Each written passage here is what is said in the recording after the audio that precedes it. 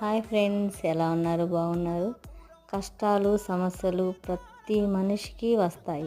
పుట్టుక నుంచి మరణించేంత వరకు ప్రతి అడుగు సమస్యతో నిండినటువంటిది.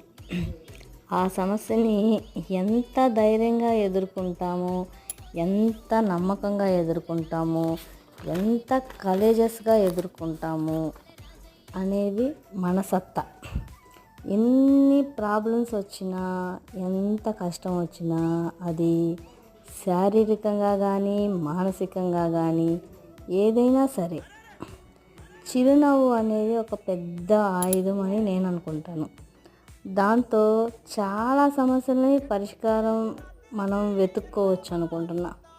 చిరునవ్వుతో ఎంత కష్టం వచ్చినా సమస్య అనేది మనం సంతోషంగా ఉంటే ఆ సమస్య మన దగ్గరకు కూడా రాదు.